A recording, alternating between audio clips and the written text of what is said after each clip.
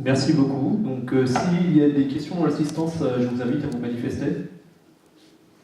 Alors, simplement, avant qu'on passe aux questions, moi je vais en poser une par procuration de la part de Michel, qui fait partie de l'association et qui a dû partir du coup pour des raisons personnelles, qui vous posait la question à vous, Madame Droy, de savoir pourquoi SVS promouvait en fait la fin de la distinction entre le viol et l'attouchement sexuel.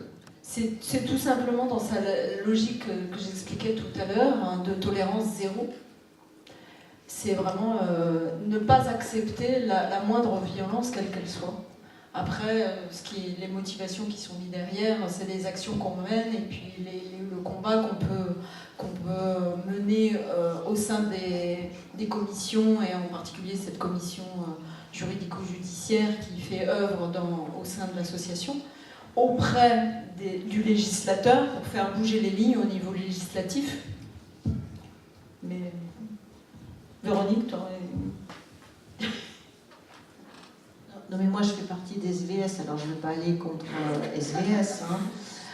Mais c'est évident que quelqu'un qui va subir un attouchement sexuel ne va pas avoir la même effraction, parce que c'est quand même un viol, c'est quand même une effraction épouvantable physiquement, hein, que quelqu'un qui... il y a quand même une différence, c'est comme si vous dites, prendre une gifle, c'est pareil qu'un coup de couteau.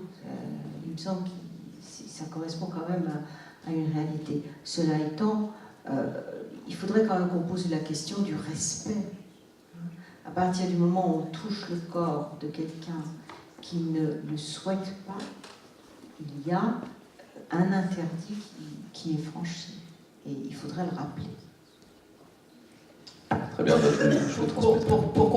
Pour compléter, si vous voulez, en fait, au sein de SVS, on oppose pas mal, ça a fait débat, je vous le dis très clairement, parce que l'association a vraiment posé l'éradication des violences sexuelles, en considérant que, si vous voulez, une éradication, c'était s'attaquer à la racine de la violence. La violence est à la racine de la violence. Et plutôt que de lutter, dans la lutte, on essaye de gérer. Et donc l'association SVS, pour tous les membres qui l'ont fondée, de rigueur, et parce que c'est une rigueur, je dirais, presque médicale, pour avoir des études épidémiologiques et des protocoles de soins qui sont extrêmement stricts, a imposé une tolérance zéro. Voilà l'explication que je pourrais donner. Mais en tout cas, de mon point de vue de thérapeute, il est évident qu'une personne qui a subi des attouchements et une personne qui a subi un viol, évidemment, je rejoins Véronique, on est d'accord, c'est peut-être pas le même niveau, mais en tout cas, de mon point de vue, les somatisations et l'impact sur l'être dans sa globalité sont là, sont présentes. Donc on a enfreint vraiment les limites du respect et de l'intégrité de la personne de façon inacceptable. Donc tolérance zéro pour l'association, elle est posée comme ça, on peut ne pas être d'accord, mais il y a un moment donné, il faut mettre des limites. Et donc, dans la prévention, ce qu'on apprend aussi dans le cadre de référence, c'est à poser des limites, à revenir à des choses très basiques, du petit enfant. Donc il y a une formation auprès des sages-femmes en périnatalité pour identifier les cas et pour pouvoir faire en sorte que on puisse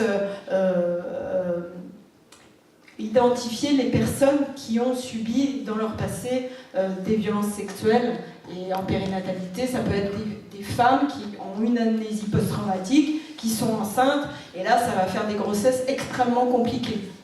Donc du coup, plus on préviendra de façon tôt dans la vie des jeunes, c'est-à-dire le bébé qui arrive, s'il a un cadre de référence et une famille qui l'accueille avec amour, avec bienveillance, avec respect, et qu'il peut se développer de façon adéquate, enfin en tout cas dans notre jargon à nous, de ce qu'on pose comme cadre de référence sain pour un être humain, on peut considérer que s'il y a cette éducation qui est faite suffisamment tôt, quand il grandira, les risques seront moins, on peut espérer. Alors, je pourrais apporter aussi une explication, parce que c'est différent si on considère l'enfant de la femme adulte.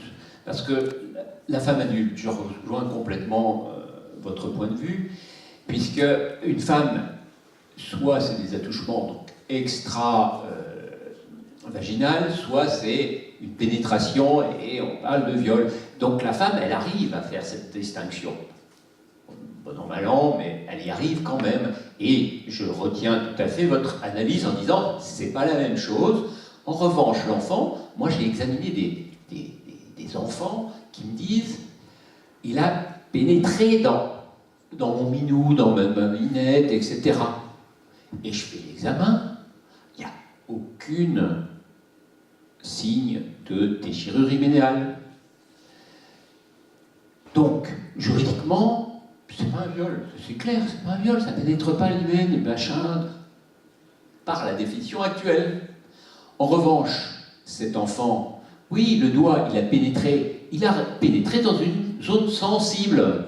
Une zone sensible qui va créer des dégâts quasi identiques. C'est pas parce que l'enfant, l'hymen, pas l'hymen, l'enfant, il ne connaît pas l'existence, c'est nous qui connaissons l'existence.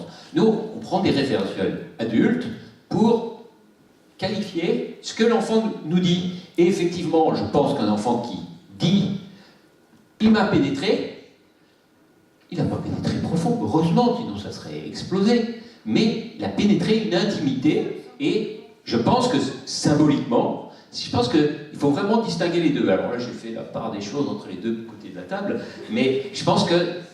Et je m'en suis rendu compte relativement tard dans ma pratique professionnelle, en disant, bon, c'est pas, bon avant je disais les enfants, c'est un plat touchement, c'est un plat touchant, c'est un tas de touchement. Et puis elle me disait, m'a pénétré. Je disais, François, là, tu essayes de voir ce que ça veut dire au-delà. Et je pense que ça, c'est une des explications, et je pense qu'en dégâts psychologiques, hymen ou pas hymen, c'est exactement la même chose. Et là, je soutiens complètement votre analyse. C'est ça que je voulais ajouter, qu'une victime, quelle qu'elle soit, peut présenter les mêmes symptômes, parce que les dégâts sont là. Après, c'est une question aussi personnelle. La victime n'est pas... chacun a son façon de ressentir, son parcours de vie différent, sa personnalité différente, etc. Mais on constate qu'une victime d'un viol, d'une agression sexuelle, même d'une violence, ou même une personne qui était témoin d'un meurtre, les symptômes vont être semblables.